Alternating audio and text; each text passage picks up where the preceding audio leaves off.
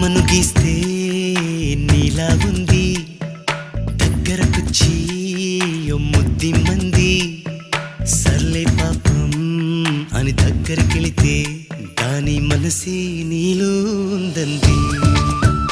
ఆ ముద్దేదో నీకే మంది.